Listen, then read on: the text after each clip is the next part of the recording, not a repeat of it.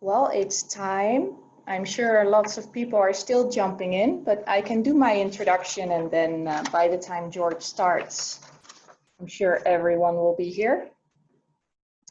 So hello everyone. To start, I would like to ask you to keep your video off and you are all muted. If you have questions, you can use your chat function to ask these as the presentation continues, and we'll try to answer any of them that we can at the end. The main presentation will run for about 30 to 40 minutes, so I'm sure we'll have time to spend on the questions. So on behalf of the Jad team, I would like to wish you all a warm welcome to the first ever virtual Jad editorial board meeting. Normally we organize these meetings at the annual International Alzheimer Association conference, which this year also has gone virtual. As these times are a bit unpredictable, as I'm sure you've experienced yourself, we do not know yet if next year we will be able to go back to an in-person meeting or if we will go virtual again. Time will tell. Unfortunately, we cannot serve you a lunch as we normally do. As this is our first virtual meeting, I hope you will forgive us for any technical difficulties as we go along. This is a first for us too. I'd like to introduce the Jad team to you. I myself am the associate publisher and I manage the publication business and communications for Jad. We have two representatives of our wonderful marketing team here, Carmel McNamara and Eileen Leahy, and of course our hardworking editorial manager, Beth Kumar, whom I'm sure you've all been in touch with, and there she is. The journal would not run as smoothly as it does without her great work. Later you will hear from our ethics editor, Alison Rosen, if all goes well. And of course, our presenter for the rest of this meeting is our esteemed editor-in-chief, Professor George Perry, who has been the leading force behind Jad for more than 20 years. George, you can take it away. Well, thank you for having such an incredible turnout for a virtual meeting with no free lunch. Or no free giveaways and no charm of Rochelle and Eileen at all at the editorial meeting. Hopefully we'll be able to meet in person next year. But right now I'm basically going to go over progress the journal has made over the past year and love to get your input for future development of the journal. Okay, so as you know, just in June, a new impact factor was given to Jad. It went up significantly to 3.9. But what's most significant is that Jad remains the most cited journal in the Alzheimer area. Has an H index in the Web of Science 124, and SciMago, which is a group in Spain that also ranks journals, has 133. So these are really way beyond everyone else. And it's important to note that the journal has published over 8,000, well, almost 8,000 articles, which is way more than anyone else. Okay, and the citations per item are nearly 20. We have policies on animal use, human subjects, ethics. In fact, we even had an ethics section where we address important issues that are not resolved, and we'll hear more about that from Alison. Financial disclosures, and we're in compliance with the NIH Wellcome Trust and open access publishing, and more about that as I talk about Jad Reports, which is our completely open access version of Jad. So the editorial board policy has remained pretty similar over the last several years, with just some minor modification to make it easier to handle with such a large editorial board, which numbers nearly 800 people. So the basic thing is that you can submit like you do in a regular journal, I could say regular journal, which is track 2, and you submit to the editorial office. The editorial office means Beth and myself. We select reviewers, and I make the decision. The other track, and why we have it as track 1 rather than track 2, is that's a preferred path. If you would pick one of the associate editors, one of the people who's already on the editorial board or associate editors, and they would organize the review.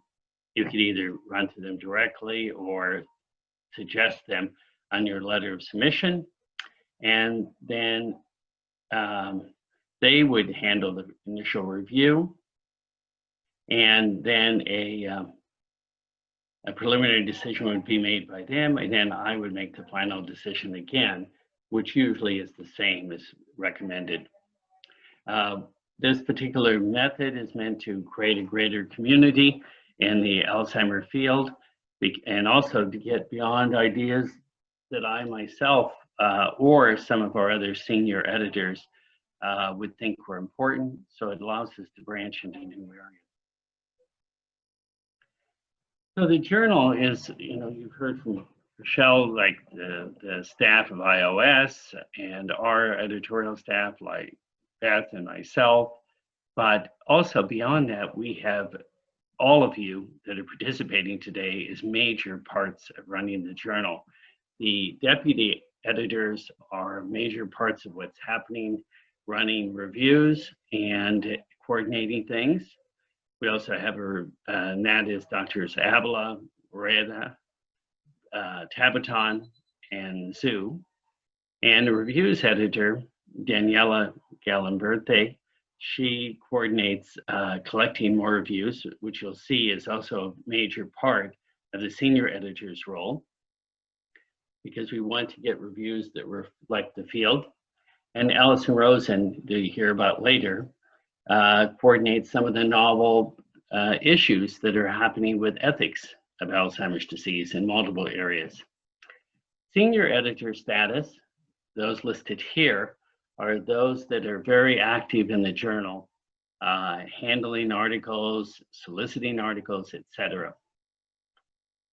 Okay, and regional editors is so that we can try to get articles from around the world.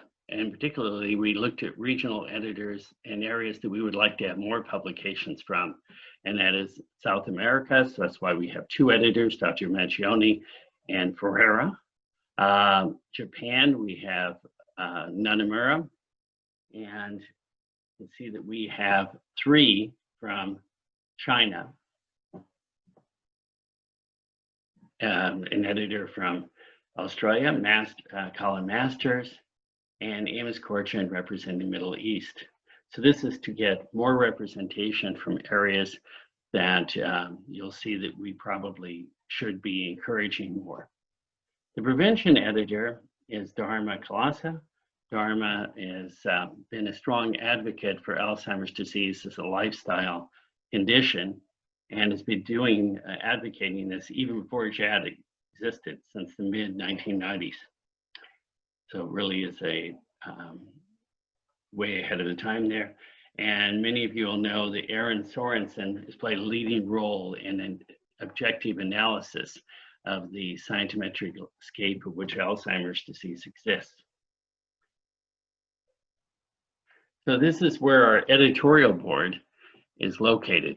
The editorial board and where the publications occur from actually overlap tremendously, because people that publish in Jad, the senior author, is invited to be an editor. And you can see that North America and Europe are extremely well represented pretty equally. Asia and the Pacific have been growing. A large number of our papers are coming from China at this point.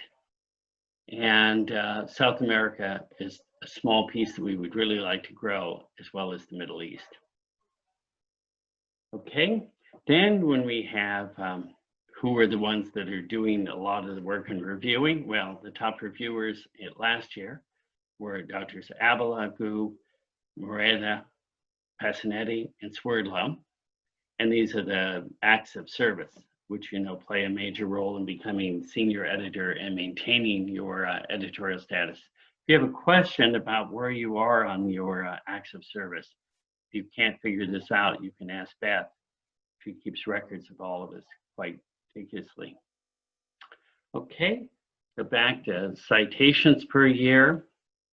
You can see that we're growing in terms of our citations. If we look at 2019 versus 2018, you can see that we increased 15–20%. And the journals we're getting citations from are maintaining relatively the same portfolio as been. I mean, the major change has been +1. It's sort of dropped in terms of, but that's because the journal itself has had some issues. Our acceptance rate is maintained relatively steady. Last year it was 53%. And you can see that the submissions, the received was relatively stable. So it's been last couple of years around 1,300, 1,350. This particular year, I suspect if it continues at the current rate, it'll be over 1,600. And we will maintain the same number of volumes for this year. When you see the schedule next, it's just that they'll become a little bit thicker. I don't remember what our acceptance rate is right now in the current year. I think it's it may have become a little bit lower because I have a tendency now to suggest articles be in Jad reports if they are less clear whether they should be accepted. The open access option, that's the open access option within Jad, not Jad reports, is maintaining relatively steady numbers. It's about 17% over the last few years that people take that option and pay to have open access publishing for their article. We also make some of the articles open access at no additional charge. We've been doing that for many of the COVID articles and other articles when arguments are made appropriate that the information really needs to get out there. The turnaround time has been relatively stable at about 28 days. You can see that more recently it may have dropped in 2019 and it may have even dropped further this year because of me working from home. I've been moving faster on articles, but then there's been a harder time finding reviewers for the larger number of articles that we're handling. But in any case, basically it's around 27 to 28 days, which is quite a bit faster than most other journals are handling things to do full review. So this is the plan for the 2020 year. So there's 6 volumes. We have an issue every 2 weeks, and that we have more articles this year. We're trying to make certain that this doesn't lead to a major backlog, although articles do appear electronically and accessible as online versions right soon after being accepted. We would like to have that period between then and publication to be at a minimum, and we're therefore increasing the size of these volumes. Excuse me, issues. Okay, in addition to doing the regular articles that come in by authors and associate editors recruitment, we also do supplements, and all of you are encouraged to propose the supplements or special issues or other things. These are some of the recent ones here. We did one on the International Network on Dementia Prevention. We did one on gait disorders. We did one on healthy aging and dementia research. We did another one on the European ADNI study. And we did a complete handbook on traumatic brain injury and neurodegenerative disease edited by Rudy Castellani, which is just coming out right now. We've delayed the issue a little bit because of the COVID issue, but it's just come out in print. There are also several projects in the works. One that's nearly done is air pollution and Alzheimer's disease, done by Lillian Calderon. I would say that project's about 90% finished. It'll either appear late this year or early next year. That's a complete handbook, and that means the content that is published in Jad, either prior to initiating the project or later, recruited to it, appears in this, and this should be one of the definitive works on air pollution and Alzheimer's disease, an area that's really had a lot of attention in recent years. We're doing a supplement, that means an extra issue, not one of the regular 24, on epidemiological aspects of subjective cognitive impairment by Monsteria. And we're doing challenges focused on Latin America by Doctors Rao and co-workers on translational and drug development discovery. And lastly, in the very initial stages, is a project that Dr. Passanetti is undertaking of the microbiome and gut-brain axis. And that's being defined from prior articles as well as recruitment of future articles. This is an incredibly hot area. So again, if there's new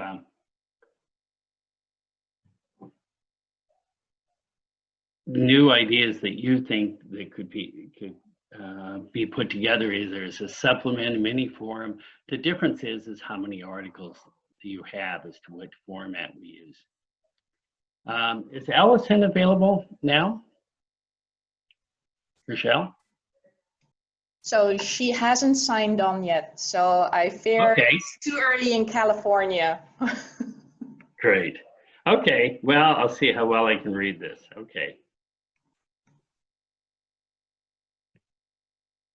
Okay, these are slides that Allison put together. Oh, Allison, you entered at exactly the right time. Rochelle, she's here. She knew I was going to bungle this. Allison, yeah, if you speak now, we should hear you. Hi. And I'm going to be the one to change slides, right? Yeah. Okay, that sounds good. So you see the first slide. Yeah, sorry about that. I just assumed it was later. Thank you to all of you who submitted to our ethics review section. So there have been, just going to give you 3 examples of some very nice submissions we had. One focused on what if we could stop disease progression in Alzheimer's disease. So there are people living very debilitated lives with Alzheimer's disease. Would we want to condemn them to in a longer life, or would we want things to progress? And so I responded that that's why it's very important to have treatments that would enhance functioning, such as brain stimulation, to improve quality of life, directed at improving quality of life. Then we had a very nice series on looking at dementia risk communication. So what happens when you tell people that they have amyloid in their brain or some significant risk factors. And so Jen Lingler's group with Megan Mathouse talked about ecological momentary assessment approach to looking at how people respond to that, looking at their everyday thoughts, not just as one assessment. And so Rhiannon Moore had a very nice review of different approaches, technology-based and ethical issues around that, that you can look at in more detail, people's response to disclosure.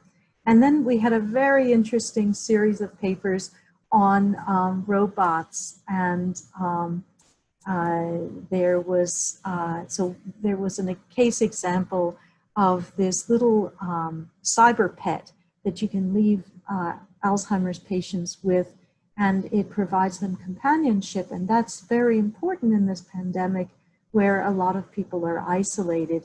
But Elena Portocolone raised issues about what happens if the family can't pay for that anymore. You would be taking away a beloved pet if the patient doesn't appreciate that this is not a real pet. And Julie Robillard had a few papers looking at broader ethical issues of telepresence applications, and a very nice paper looking at why robots are underutilized in dementia patients. And if you incorporated the users in development of these robots, that they may be more effectively used and acceptable. There is a fear of them. Very nicely put. Anyway, next slide. I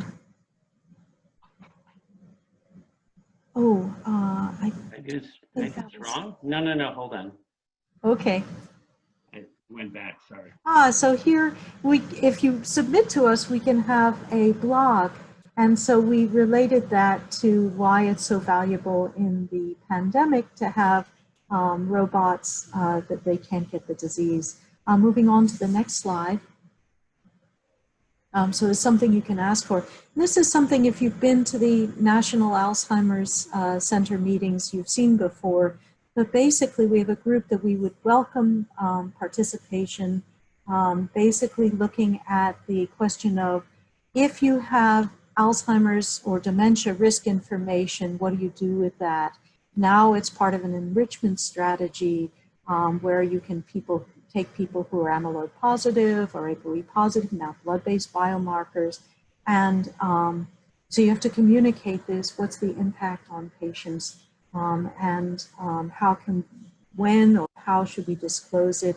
So here are the aims of the group. We meet monthly for all hands groups, and then there's subgroups looking at disclosure in symptomatic or asymptomatic patients. I lead the ethics and healthcare law section looking at mitigation strategies for disclosure.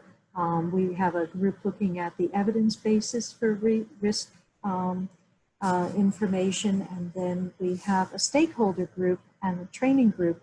And the stakeholder group is very valuable because then if you have disclosure information, you can pitch it to them and they can give you feedback about how useful it is. And so we've partnered with people supporting their grants, as you can see, and so we can get a group of experts together for you to help support your grant. We have educational seminars every month where you have an opportunity to present your latest research and learn about other people's work. We consulted with the ACTC and ADNI on how to deal with disclosure.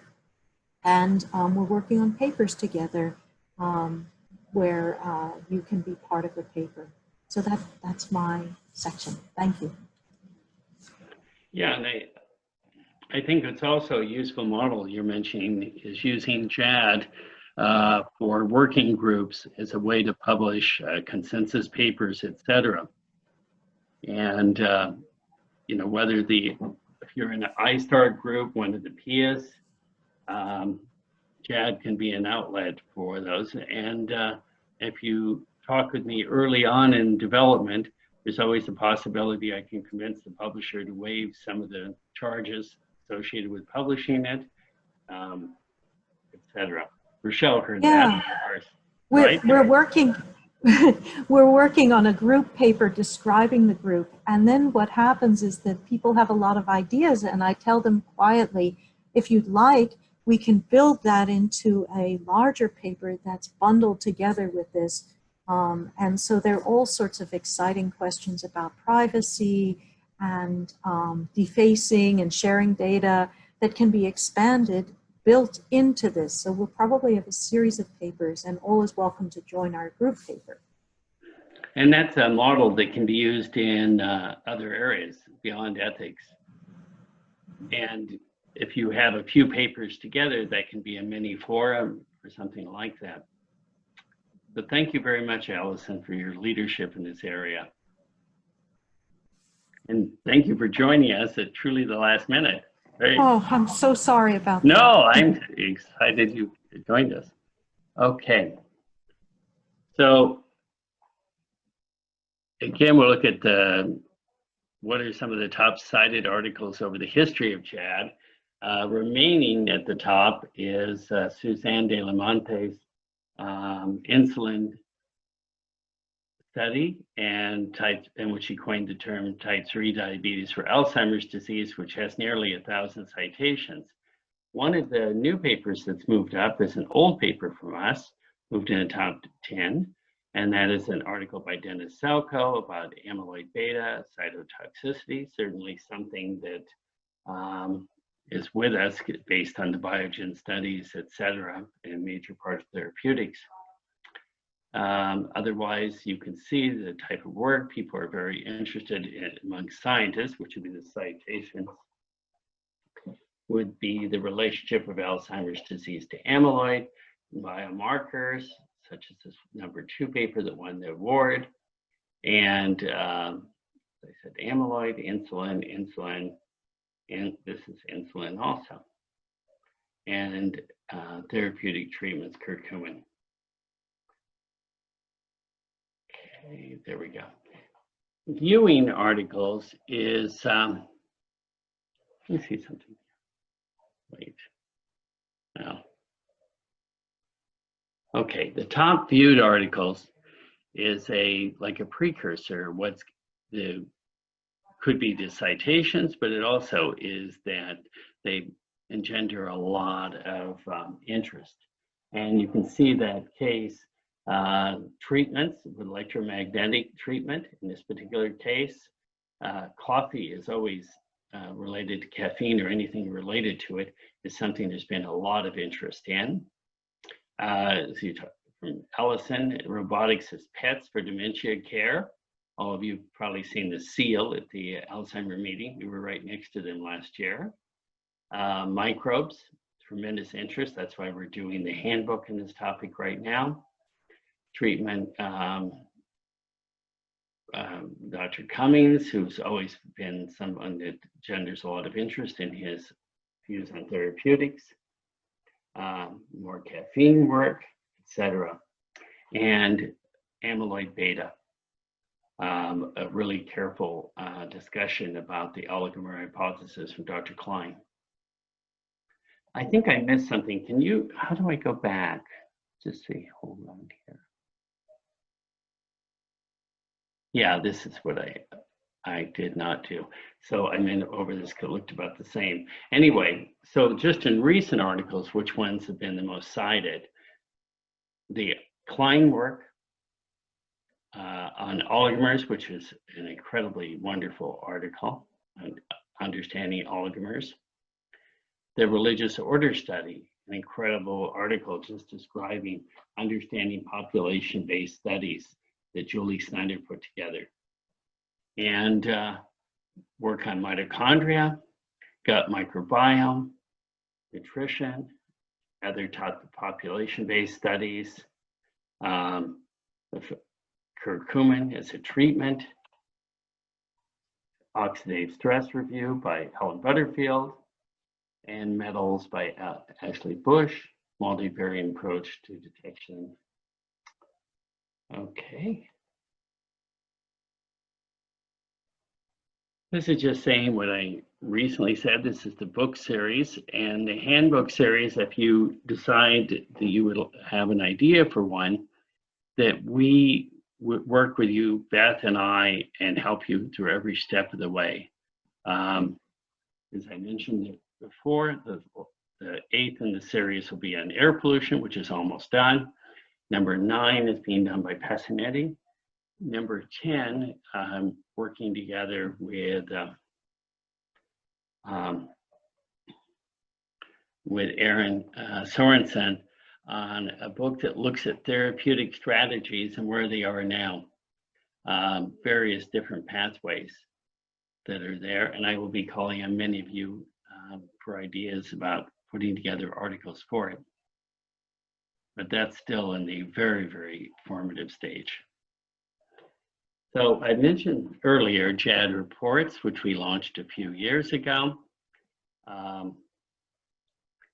And you can see that the number of views has been increasing, number of articles. Well, you can see right now, in the middle of this year, well, in 17, 18, and 19, about the same number of articles appeared, about 20 to 25. But this year, middle of the year, we've already accepted 23, so twice as many articles. And this is, well, due to two factors, I would suggest. Well, three. One is we have now PubMed indexing, which is critical. And the other thing is we gave to all the editorial board members a waiver of the fees. And I think that I'm working right now to convince Rochelle to do this again. I think it'll probably be announced shortly that we'll be able to do that one more time. And three is that there's just generally more articles that are coming to Jad than before. Our goal is to get Jad with an impact factor. Some preliminary estimates suggest that Jad Reports impact factor will be actually pretty reasonable upon the start, but we don't have a way to officially assess it. But unofficially, it's not going to be impact factor of 1. It'll be something reasonable to begin with. But who's in charge of doing that is ISI and successor, Claire Barrett. And they have their own agenda. They're a private company and you have to apply, and hopefully we will get in the first time we apply. Another important part about Jad is media coverage. When I look at proofs of Jad, I select articles I think are interesting for the general press. And I also select articles I think are unusually interesting from professionals, and those that constitute two different selections. The editorial piece we place at the website, and the media we work with the investigators and their university, and Eileen Leahy coordinates those together with Carmel. And we've had quite a bit of interest, like in this particular case, the mushrooms reduce the risk of cognitive decline. But there's been ones on almost every topic you can imagine, and a lot of interest like exercise, memory loss reversed by head devices using electromagnetic waves, etc. So these are the top press releases that have had over just the year.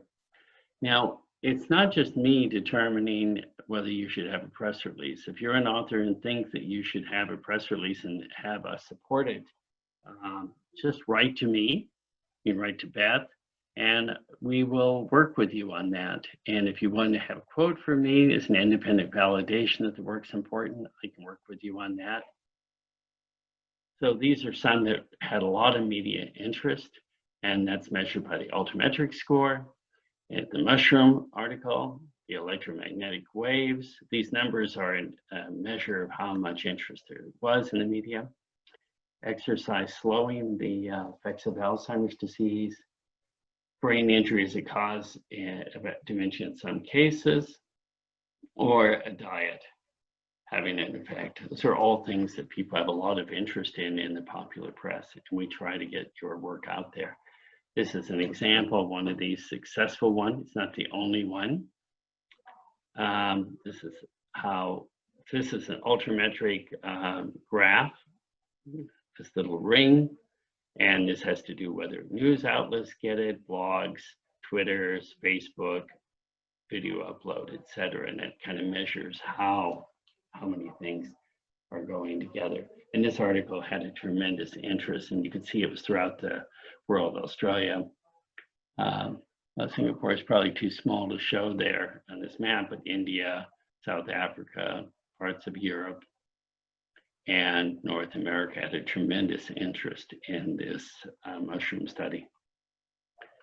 Okay, the Jad website we've worked a lot on, and this year it's really grown fruit. Well, I should say last year in 2019, the number of visitors to the website has increased threefold from 2018 to 2019. And we think this was a result of increased number of press releases that really had tremendous attention, as well as the interest in the award.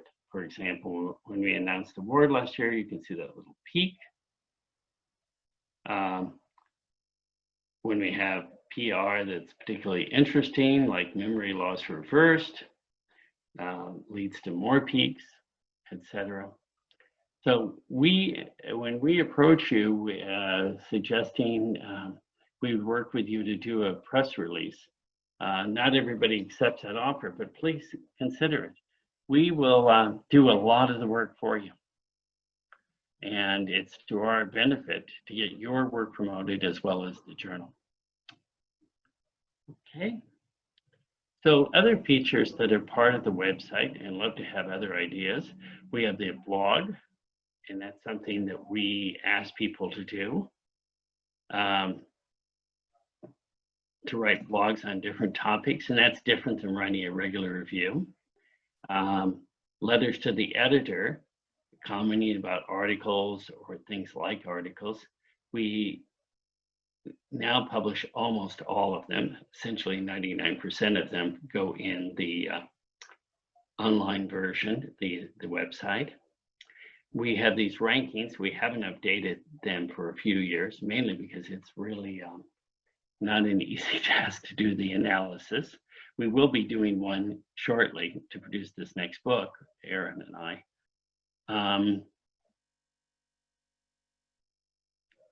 We also put a lot of popular content, and then we have the editor's choice, which were, from my limited view, some articles I thought were particularly interesting. I pick probably the top 5 to 10% of articles I think have some interest in a different topic.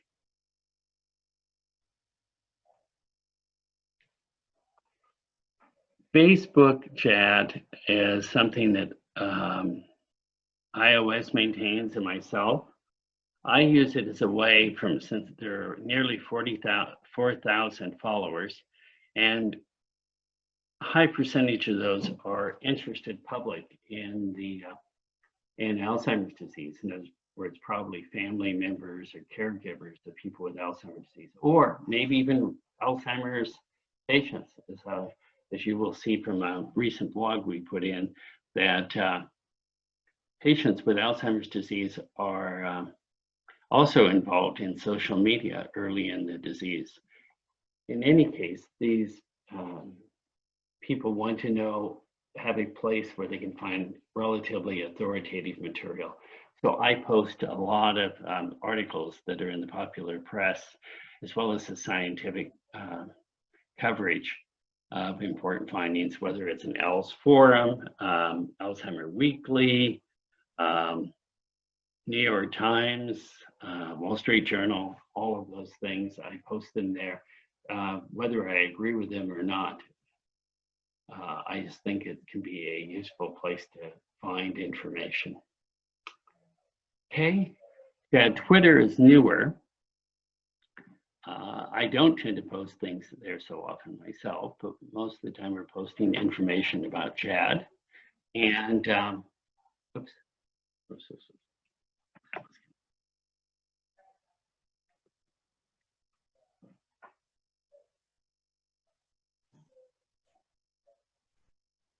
Yeah, Twitter, okay, let's go back here, okay.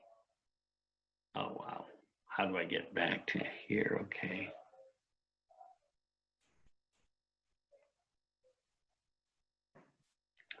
Sorry about that, I had the phone on top there in case I was gonna read the Ellison thing and it ran across the pad. Okay. There. Okay, so this is Jad Twitter, and you can get information up there. It would be great to interact with it. So it's basically an augment to what's on Facebook. The newsletter, and I hope all of you have signed up, the number of people that is subscribing continues to increase. It's a summary. Basically, when new issues come out, it summarizes some of the important work. And again, it's a way to promote your article, etc. So one of the major activities of the editorial, associate editors et al., is the choosing of the best article of the year, of the prior year. And all of you know that we bug you incessantly to get a high percentage of people voting. We always do. And thank you very much. Beginning a couple of years ago, it was decided that a ballot of 800 papers was a little unwieldy for all the associate editors. So we actually asked the senior editors and others to play a role in cutting down the list to probably about 30 to 50. In any case, this year there was through the selection process, there was a very, very clear winner that ran away with the competition. And this was Kristen Nance and Sarah Banks, describing what is now becoming a much more heterogeneous disease than we realized a few years ago. It isn't just that Alzheimer's disease became diffuse Lewy body disease or frontal temporal dementia. Even classic Alzheimer's disease is becoming things like rapid cognitive decline or hippocampal sclerosis. And this study was unusually well done and well received. So I don't know if they're both with us on this call. Would like to say something rather than. So the two investigators, I don't know if are they here, Rochelle? No, I don't believe so, unfortunately. Okay. Well,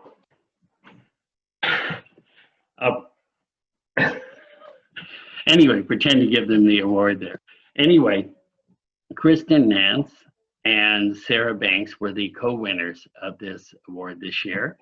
And it consists of a plaque, a medal, and a cash check for $7,000 from from iOS Press. And they're very excited to win it as they worked out this important new condition and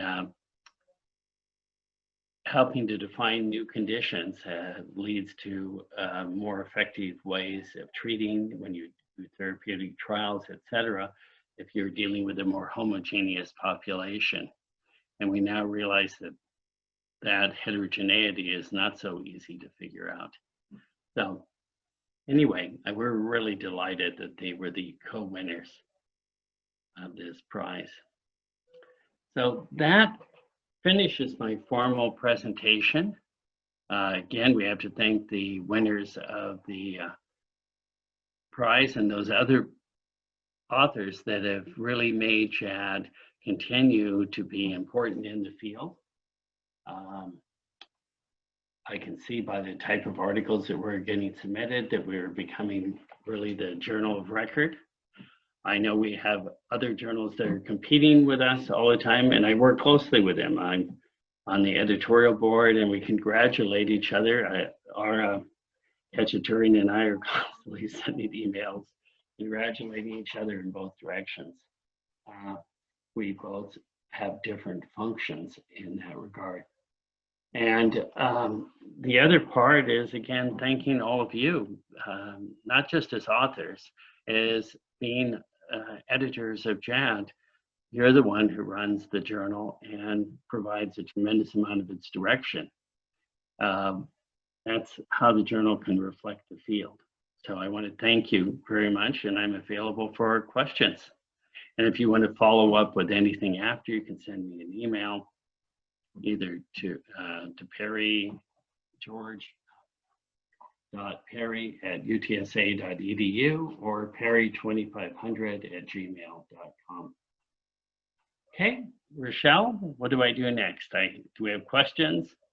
I have two questions lined up. So to start, Ricardo, and excuse me if I don't pronounce it correctly, Macchioni has asked if we can have more emphasis on prevention in Alzheimer's disease.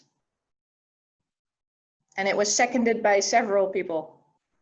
That's a great idea. The best way to do that is to propose a, number one, we have an editor for prevention, Dharma Kalasa. I don't know if is he on this call? He is. Maybe he would like to say something since he's coordinating that. Am I coordinating?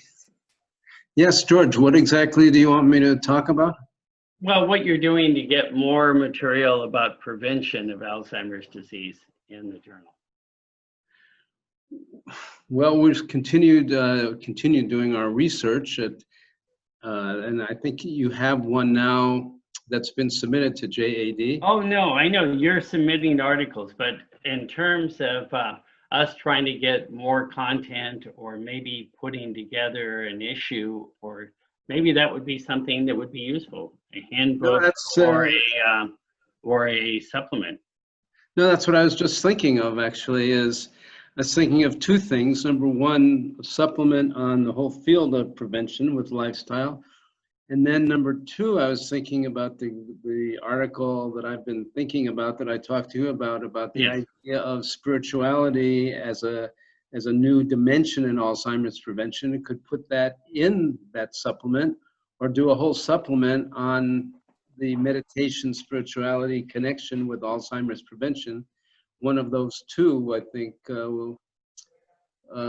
could be good, and then that it would include something on psychological well-being. So you have the concept of meditation, psychological well-being, spiritual fitness as Alzheimer's prevention, and there is an emerging field of research in that area that could be, put into a supplement or a journal article or, some type of manual that you were talking about before, because it stimulated a lot of ideas. Yeah, why don't we maybe we can work together with Ricardo and to get some ideas down as to how to proceed. What's this over here? Oh, okay.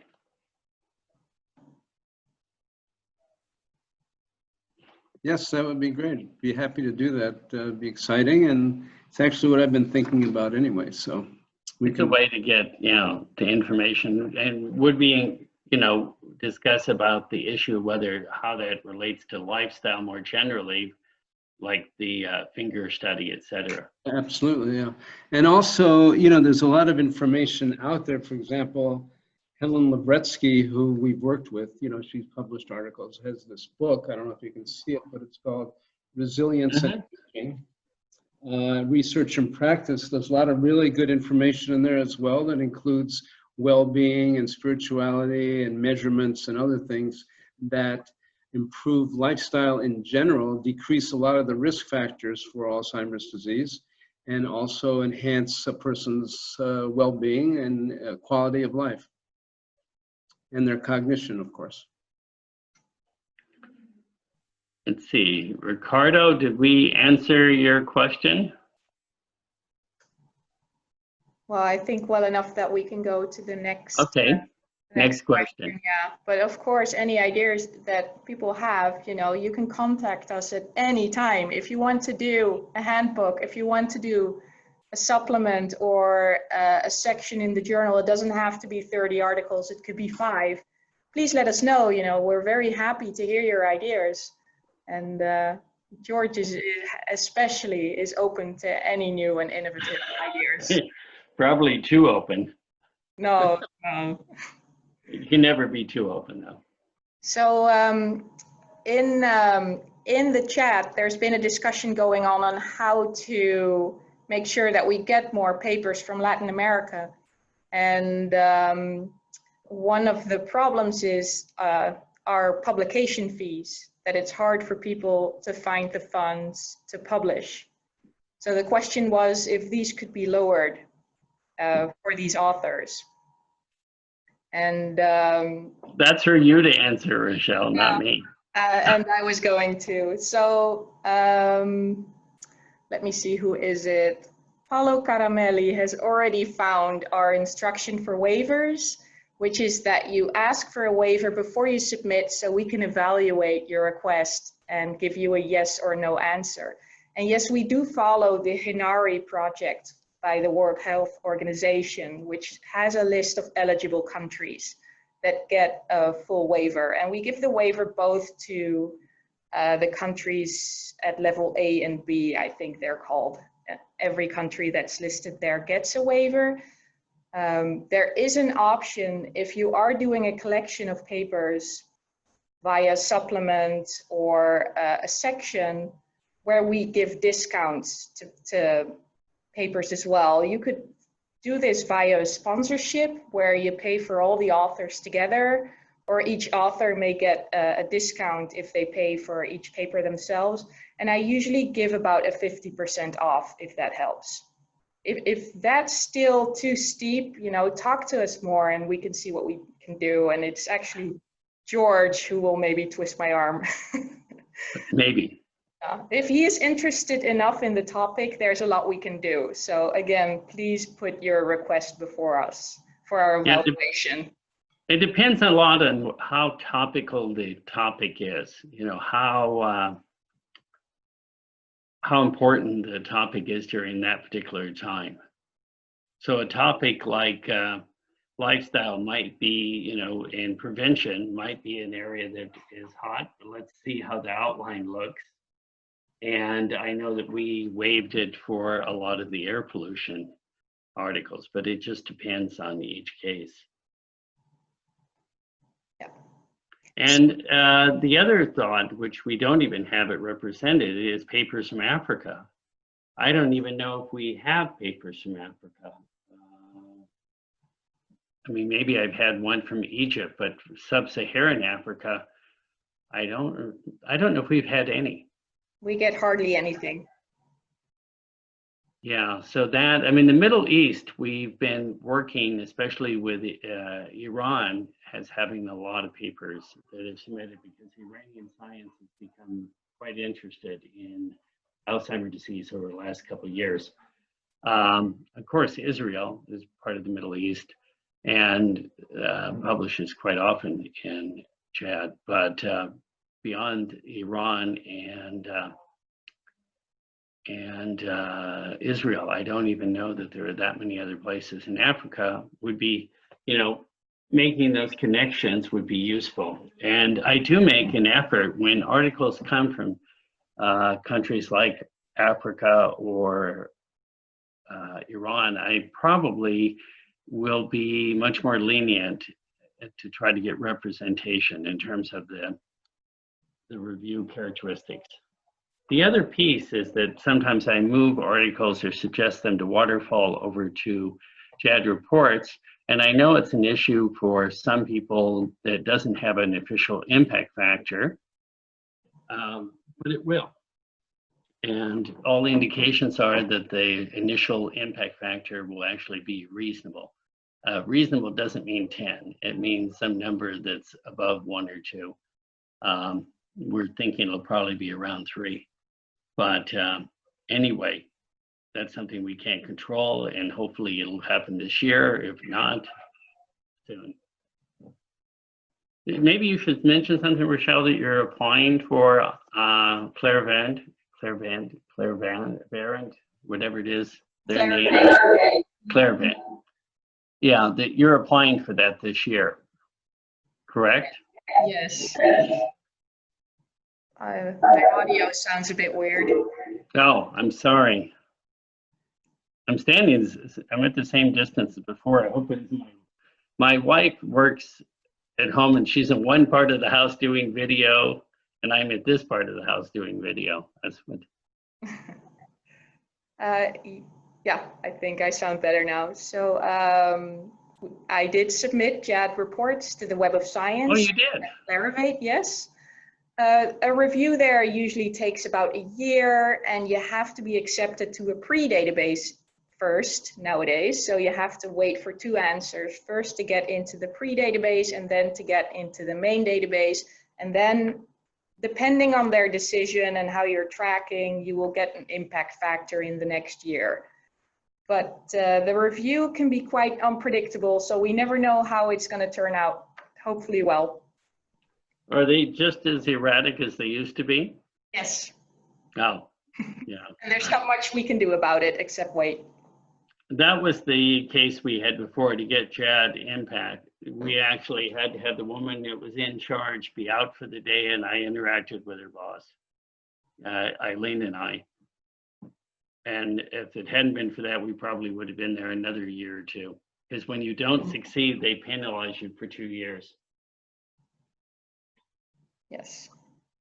But then all you can do in those 2 years is really excel the journal and make sure that your case is even stronger the next time.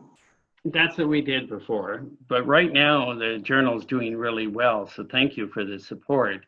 We've doubled the articles, and iOS's support of waiving publication fees in many cases has increased the number of papers that are appearing. So this year we'll have twice as many articles as we had previously.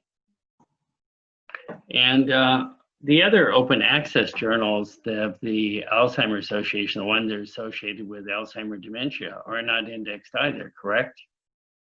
Rochelle, I think that they don't have an impact factor either. They're just in PubMed.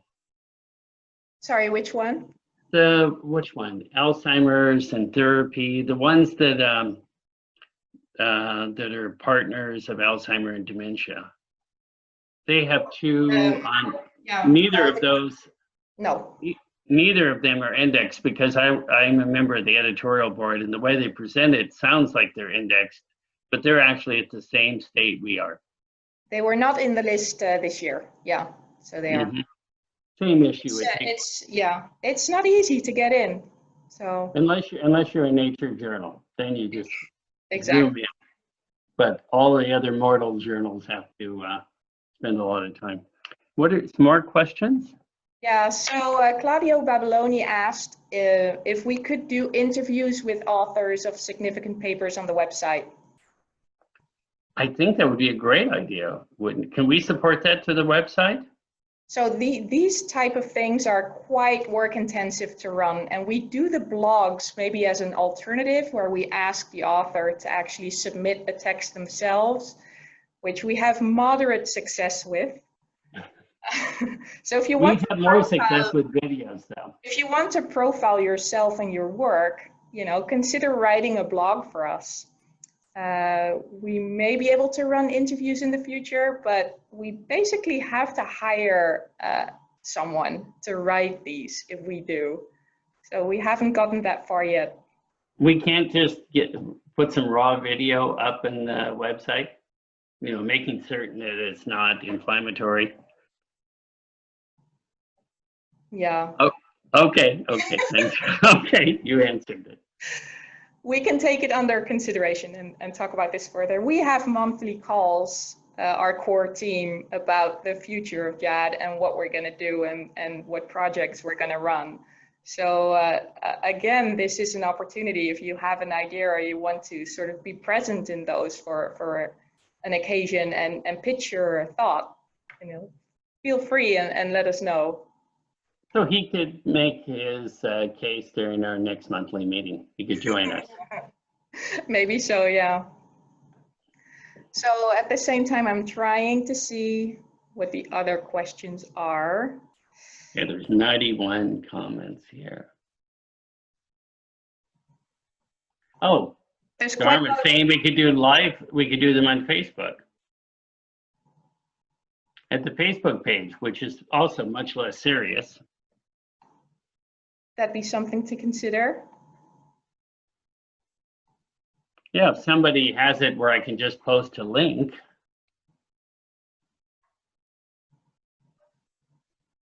So Cyrus wants to add something to the prevention discussion. Shall I get him? He wants to what? He wants to talk about the prevention issue. Okay. Yeah. Okay.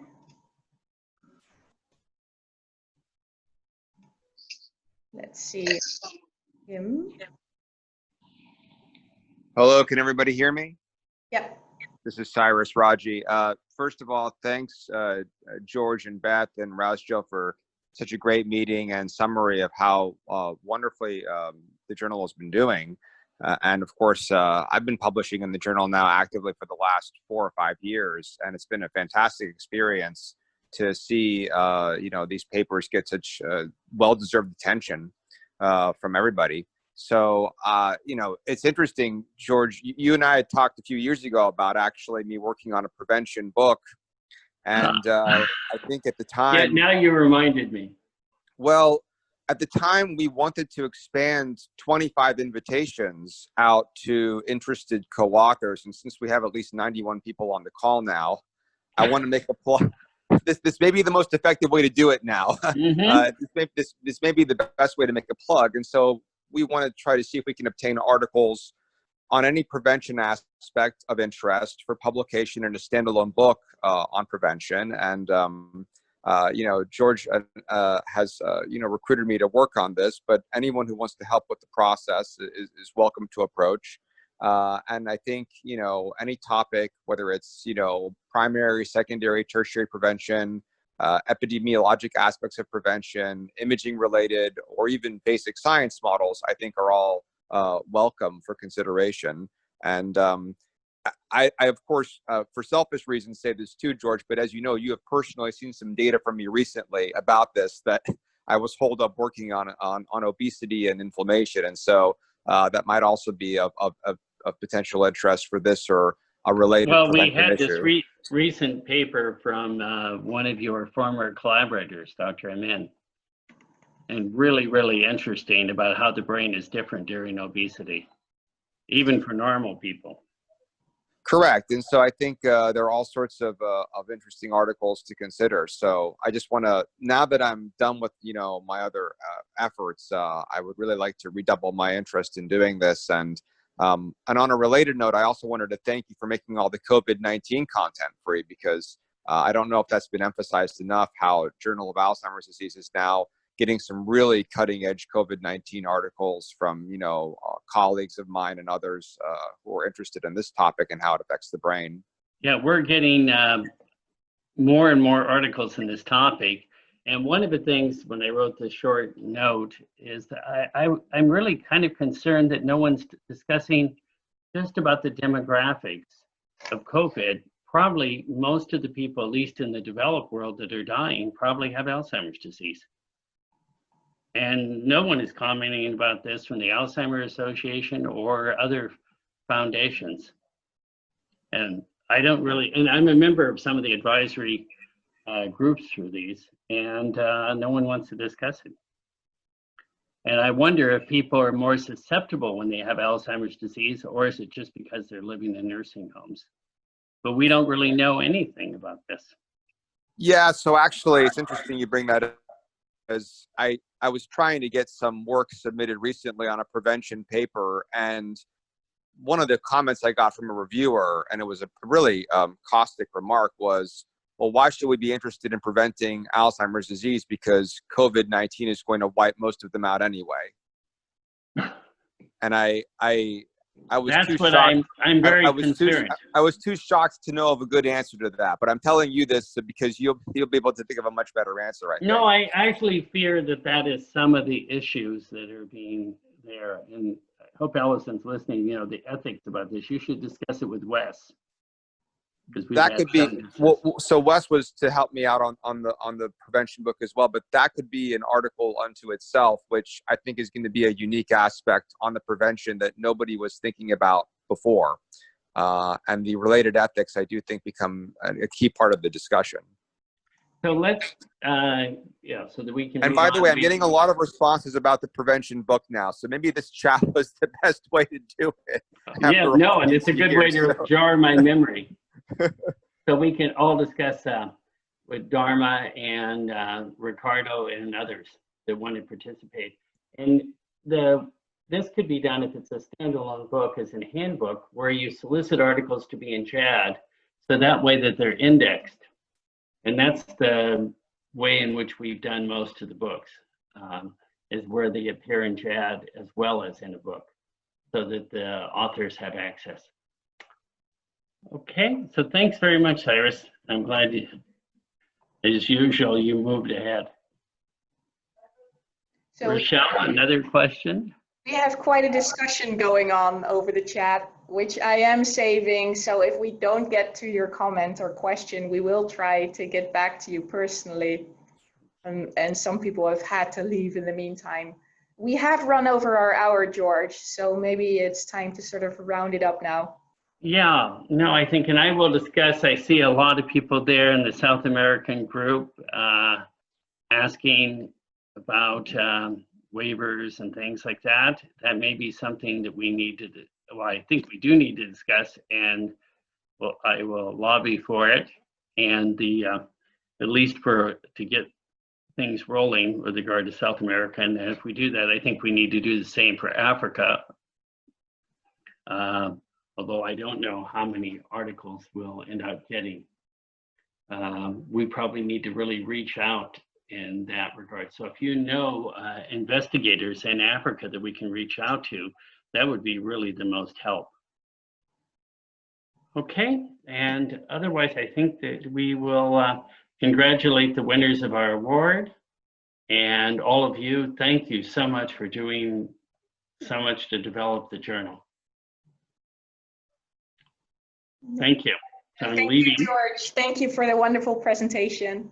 Oh, thank you, Rochelle, for making it. Rochelle does everything. And Beth. So Beth, you should show your face to everybody. Great. That's usually the big question at every meeting. Where's Beth? Okay. Anyway, thank you very much. I'm going to leave right now. Okay. Thanks, everyone. That's the end. Thank you for your time. Bye. Thank you. Thank you for your support. Bye, Beth. Bye. Everyone.